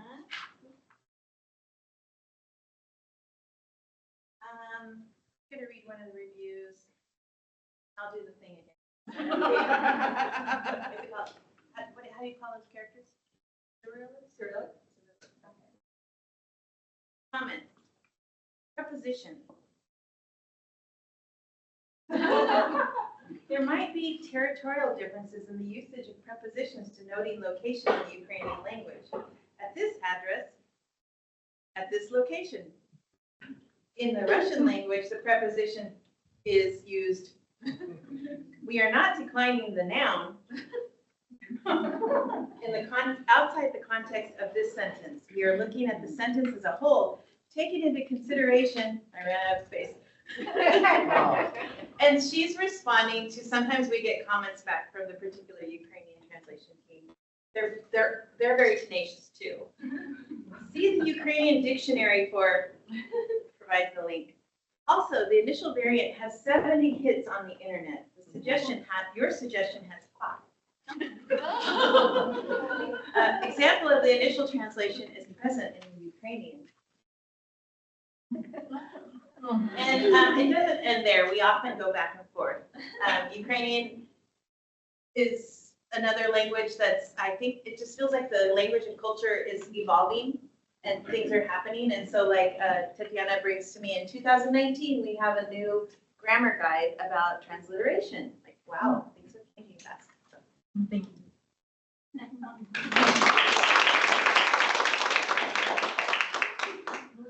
Okay, the last one. I remember it. This is the Pinch Hitter Reviewer Award. It's a baseball reference. This pinch hitter was first used in 1896 in baseball. And a pinch hitter is someone they bring in to get the job done. and they bring in for emergency situations. I don't watch baseball, but I think it means like, here's our good hitter, she's gonna knock it out of the park, right?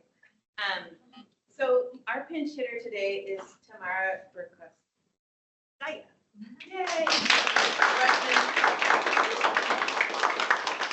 Russian. Thank you, Tamara. Our former chair, served for 2 years. Tamara has working with a lot of newer reviewers, and so they don't have our history to get where we are. And so sometimes I'll get conflicting requests for suggested changes, and I don't. So I bring in my pinch hitter and I have her take a look. It's called Take the Second Look. Can you do it right away? And she really fills in, and I really appreciate her experience, both as a translator, but also as a Translation Advisory Council member who has seen the evolution of the glossary and the web pages and the static text and everything. So I really rely on it. Thank you.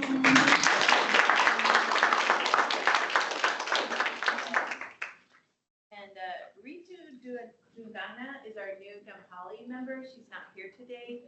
She came on after we lost our recruit for Nepali suddenly, and has been trying to catch up with a brand new glossary, the May election, the web page text, and so on. And she's another quick, steady reviewer. Everything she provides is easy to understand, right on target, and she helped us a lot with the first web page for the May election. If you know, we made one tiny change in the whole thing. The formatting just went crazy, and we didn't know why. So she helped us a lot. So thank you, Ritu. Okay, that's it.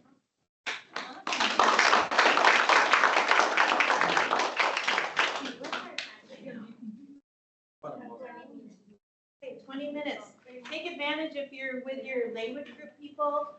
We would like your first reviews of the new glossary terms for next Wednesday. And, thank you for your patience, people in individual languages. Sure, but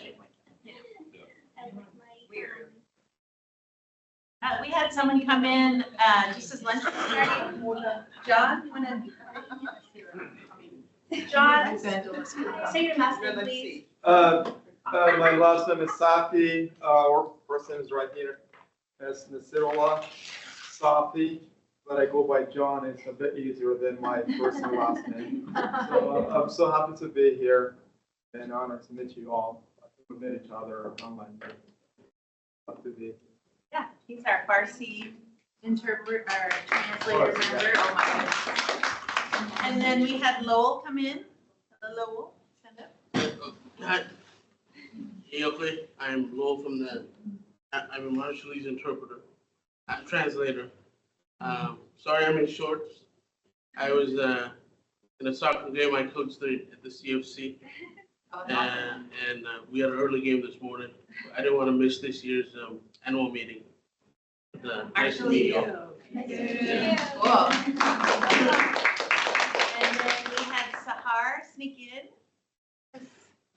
Hi, everybody. Good afternoon. I'm one of the members in charge of the Arabic translations, and I've been here for several months now, and I'm honored to serve my community in that way. Thank you for including me.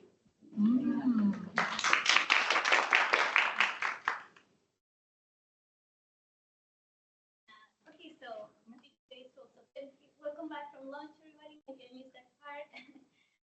But Melissa and Kelly has some information about the elections, the council. So it's their time from the secretary. Hi, everybody. Welcome to the afternoon. I'm Melissa. This is my shining debut. Just kidding. And I'm going to be talking about web page analytics. This is actually the first time that we've been able to talk about this. So this is a big deal for us. And this is actually the first election where we've been able to analyze 2 elections where we've translated voter pamphlets.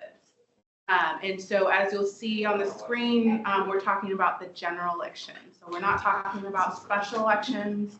And we're not talking about primaries because our first primary was in 2022.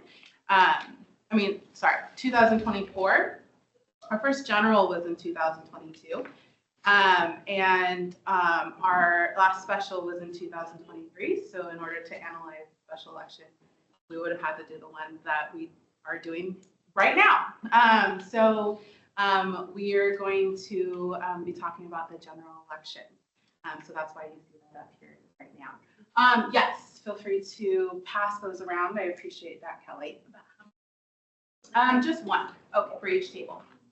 You will send out after. She'll be putting handouts. No need to look at those right now. That will be coming up in the upcoming slides. But yes, so before I get into the data, I wanted to give you all a little background information. So first we collect this data from the date of the launch. So, you all review the content online before we do the launch date. Usually it's on a Friday. So this data is collected from launch to the week of the election, the actual date of the election. So the election is usually on a Tuesday, and we stop collecting the data on a Friday of that week of the election. So that's your window. Usually it's about 3 to 4 weeks. So that's the data we're collecting. This doesn't include the dates specifically. The data that I'm going to be referring to today has to do with the engagement on specific pages. So if many of you have looked at our website, the view is through the language pages and the county pages. How many of you, raise a hand, are familiar with these pages? Yay! Somebody's looking at them. And so that's what the data is going to be referring to give you more of kind of that understanding and that framework. So next slide. So we're going to kick off with language pages, but before I go into specifics about this data in particular, I want to give you a few reference points on what types of data we're using and a disclaimer on it before I give you an understanding of how to read this. So first off, the data we're looking at refers to page views on this graph. So that's like how many people actually viewed this page. Okay, 1, 2, 3, 4, 5, 6, 7, number of people. On the other side on this graph is duration of views. So that has to do with the time. So that has to do with people scrolling and clicking on the page. This does not include people looking at the voter pamphlet itself. And that is because once you click on the PDF on the website, it takes you to another browser. And that is a collection of data that we haven't been able to collect yet, and we're figuring out if we can. So that's pending right now. This has to do with their engagement on the site itself. Everybody following me? Getting some head nods? Okay, great. And then for 2002, the data is in blue, as you can see here. For 2024, it's in orange. And you'll also notice that this column is in orange as well. You can kind of see it in green? Yes, you can. Okay, great. So on the duration of, in terms of the time, the duration of views, the items that are in green saw increases in the views in terms of their time from 2002 to 2004. So they saw increases on their pages. Does that make sense? So the duration of time spent on that page increased from 2022 to 2024. In yellow, we saw decreases. If it's white, which on this page it's not, it's neutral. Didn't see any increases and didn't see any decreases. So that's like background information. In terms of disclaimer of this data, it's important to note that the data you see today is a complete comparison from 2022 to 2024 general election because the tools available to us at Secretary of State's office for collecting data is limited. We use Google Analytics to collect these metrics. The version of the tool changed in 2024 from the tool used in 2022. So it was a version change that was out of our control. Therefore, we aren't comparing apples to apples, but it does give us a good idea on what the engagement is like. And that's also a reason why the views themselves are in percentages versus like the actual number of people that viewed it, so that we're looking at trends and percentages versus seeing the skews in the data. Does that make sense? Okay, there'll be 5 minutes for questions, so we can get to that part.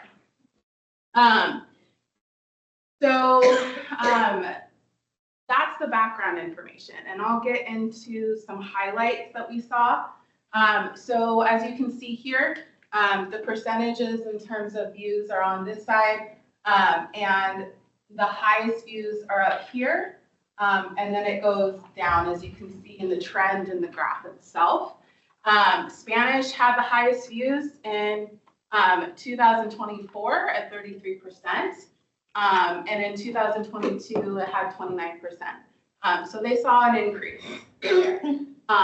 For example, with Chinese and simplified Chinese in 2022, they saw about 11% decrease in views from 2022 to 2024, and so on and so forth in that graph. Over on duration of views in terms of time and engagement, Spanish pamphlets also saw an increase in minutes, so an increase in 3 minutes and 2 seconds on the page, as well as Marshallese, and Chinese saw 1 minute and 5 seconds.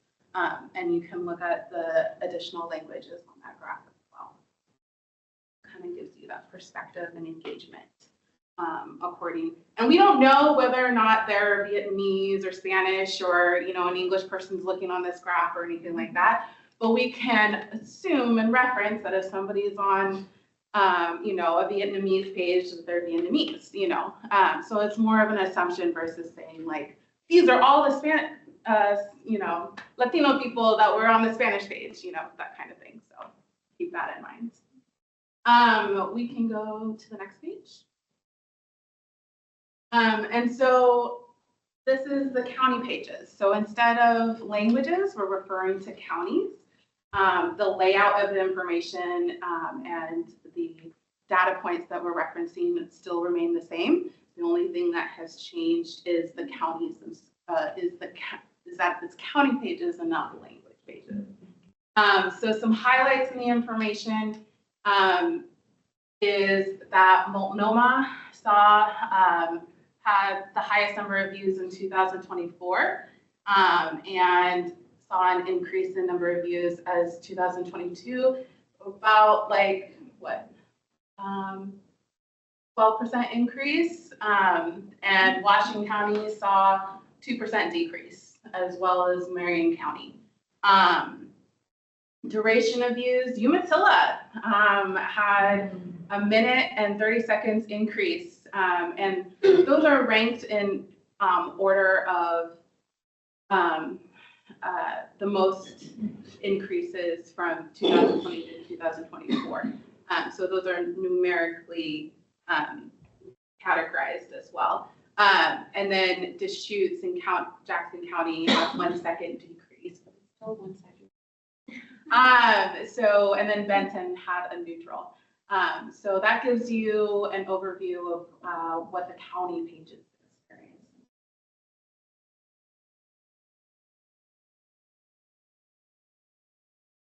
Oh, go back, sorry.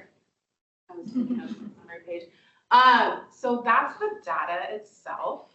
We can go back to the language pages. It's also at your handouts on your tables. But as we have more elections, we will continue to collect this data. We receive from our tech team at SOS and be able to do this with other elections, which is exciting. This data provides a snapshot of the engagement we can create without promotional resources like marketing campaigns or online voter of our online voter pamphlets. So just think of that, like this is the engagement that we've created word of mouth on our own within the past 2 years. So kind of let that sink in. Like we haven't had campaigns to do this engagement. And so it's, we're also, and while we advocate for that on our end, and that does take time, it's our opportunity as well to reach out within our communities to let people know to increase this engagement. And just wanted to let you know that we have outreach materials still available in the current languages that we have, except for Spanish and the new languages, and Arabic. And so those are all available to you all as you go to events or you want to get the word out and represent out in your communities. So that is an available resource. And an example of that is on your tables, the pens, the stickers, and the notepads. And we're happy to brainstorm with you all in terms of those kinds of strategies and getting out the word. But congratulations, look what we've done.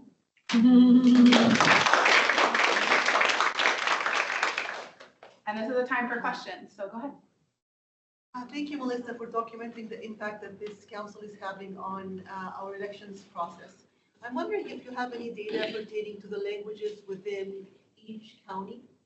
Like if we know, like, you know, how many people from, like, you know, click the Spanish link in Multnomah County versus Washington County versus the other counties. Do we have that information? No.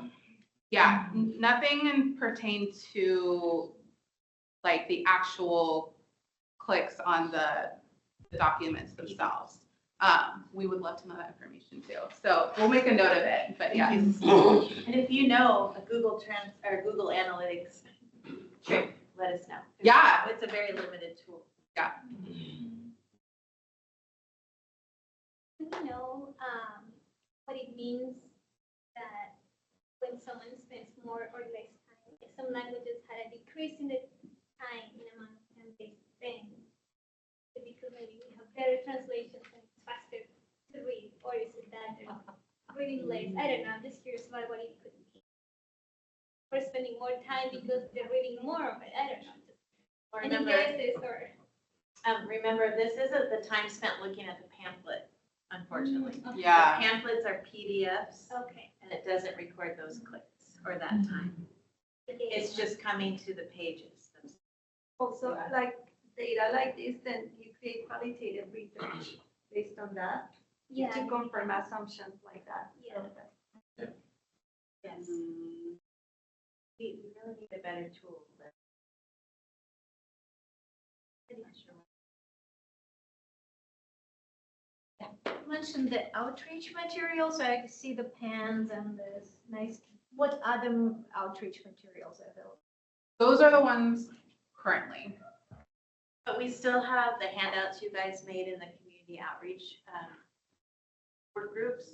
So it's like, there's a one about voting and how, just general voting information, how to register. We translated those in the different languages. There's about voters with disabilities in the different languages. And the voter registration cards you worked on, those are still pending. We've had a change in administration, waiting to launch. So how can somebody order them? Let's say there is a festival going on. Does somebody from the elections divisions need to come and have a booth or something, or you can order that for the festival and have it available? Yeah, so the State Office of Elections doesn't have outreach staff per se. So we have a link we can give you or anyone who wants to get some materials for an event that you can order them, and then we'll mail them within a couple of days, or you can come to Salem and pick it up. So if you'd like the link because you know of an event coming up, just ask for it. We don't put it, it's not on our general page for everyone in the world to click on, just because there's limited supplies. And we're out of Spanish materials also. Yeah, ask for it. I have a question on the website, because I try to log into the website and it's not working. And so I was just wondering, like, are they updating the website or what's going on with the website? There's an election going on this weekend, so the voter pamphlet web pages should be working. I'm not sure. No updates planned. It should be working. The Simplify Chinese, the Korean is not working. I'm not sure about other ones. I can click on it after, well, mine is, yeah, you know. I'll sit down and check it. Yeah, But yeah, that's. Kelly will check it. That's very odd. Any other questions? Or ideas? Great, thank you all. I haven't seen Kathy. Oh, and Kelly's gonna talk about TAC recruitment now. Yes, and then we're gonna have a speaker from the Los Angeles County elections. Sorry, can you click on there?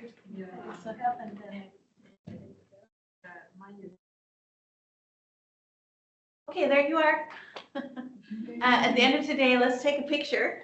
But it is that time of year, we have people who've been on the council for 3 years because we had a succession planning model where everyone wouldn't go off all at the same time, so it's staggered.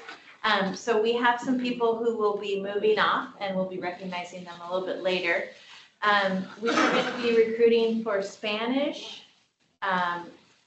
simplified Chinese, Vietnamese, and I'm missing the last one. Oh, Tagalog. Very important, Tagalog has grown into 3 counties. So you'll be seeing things from the SOS communications team, social media posts and emails, you may get them. And really, this is just a plug for you to help us recruit. And we'll take applications for any language, anytime, because it's a rolling system.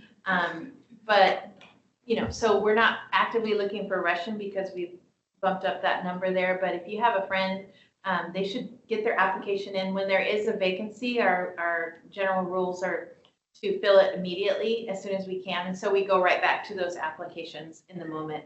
But this happens to be at the end of a 3-year cycle.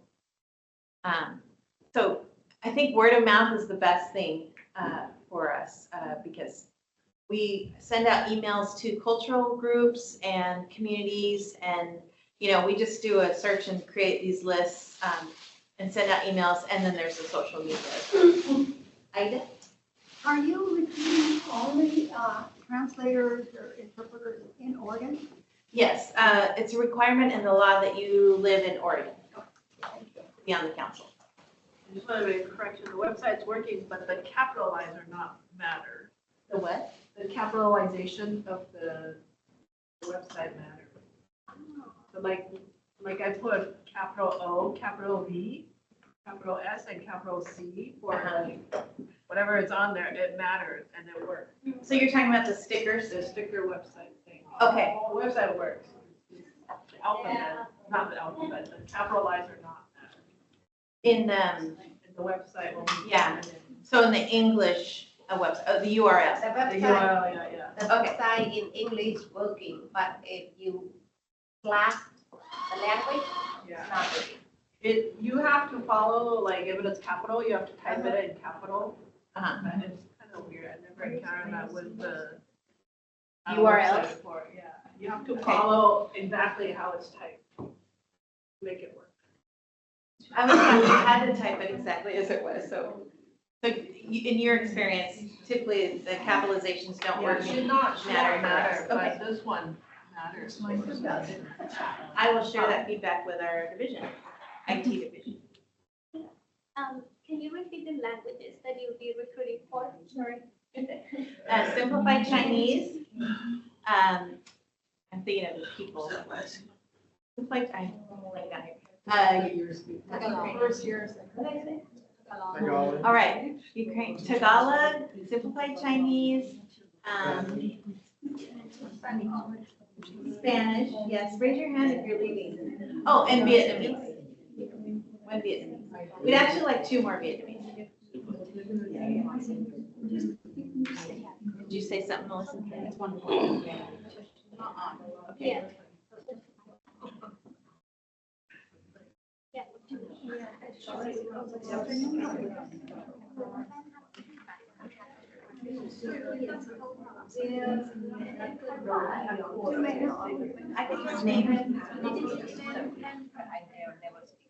Yeah, let me share the names of the people who are leaving the council.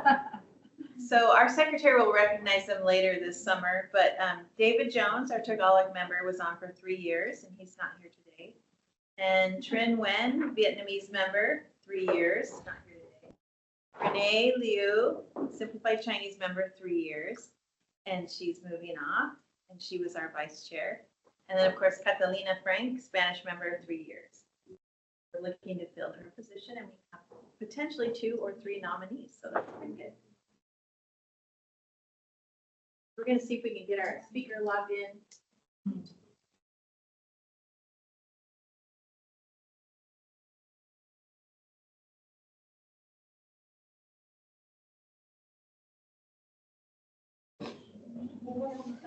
Another thing at the end today, we're doing evaluations of the meeting. It's a new, second time we've done it. And at least 2 of the topics today came from your evaluations from January.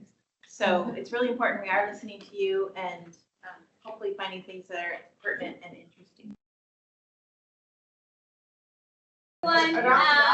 It seems like, so we, for this part of the meeting, we have invited guests from the Los Angeles County Language Accessibility Commission, but it's not here yet, and we haven't been able to establish communication with her. So we don't know, maybe she's trying to reach out to her. We don't know if she's going to be able to join us today.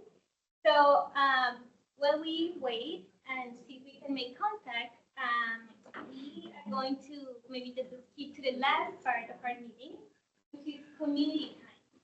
And really, this is a time for any of us members to share anything that we need, reflections, questions, ideas, announcements, if there's anything in your communities you want to share. So it's just a little time to connect together before we head back to our places where we came from. And also Kelly is going to have a few minutes to acknowledge the community members that are, the TAC members that are leaving. Although she already said the name. Yeah. Okay, well, yeah, she already said the names. But yeah, also thank you for all the service and help and the time you spent reviewing to all of you that are leaving. And so I'm gonna just, if anybody wants to share, raise their hand, ask questions, maybe comment in anything. And so we'll go from there, and if our guest doesn't arrive, then we can go back home area. Yeah. So I just have a quick question. So for the language that we're using in elections, my understanding is that they try to do it in the 5th grade English level so that people can understand. Is that true, or is that, or not really? I'll take that one. There is a law that Oregon government should operate in plain language at the 8th grade reading level. 8th grade, okay. I don't know who or if that's actively being engaged in the county and state. And so my follow-up question is, so for the translation that we're doing, are we aiming to go to like around the 8th grade level as well, or? So in translations, we're keeping with best practices to maintain the register that it's in, and not providing additional explanation or lowering it. That would be a different voters pamphlet. So I think if you're finding the language to be difficult, which I can imagine, that would be something to share directly with the counties. I'm sure they have like feedback pages. You could say I'm on the council, because yes, that is the aspirational goal, is to make it reader friendly and plain language. I think, yeah, very confusing election terminology. All right, thank you. Yep. Yeah. When the voter registration cards would be available, because I remember we reviewed them a while ago, and I was at the naturalization ceremony, and the person wanted to register for elections, it would have been easier if there was one. Yes, yes, Multnomah County is actually waiting for those two. All I can say is it's a function of a change of directors in elections and Secretary of States and their communications team reviewing everything. So I don't have a date, but I understand and can pass along that. We did a lot of work on it. And so there was a group that was revising the card, and that's what stalled, is because we'd have to update what we had done so much.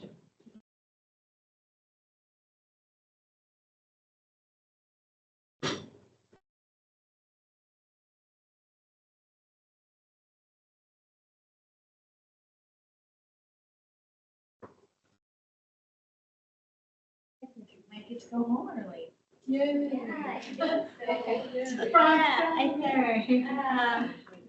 if nobody has anything else, we do have an evaluation of today's meeting for you to complete. If you have a chance before you go. So Melissa is sharing a QR code in the screen, so you can scan that with your phone.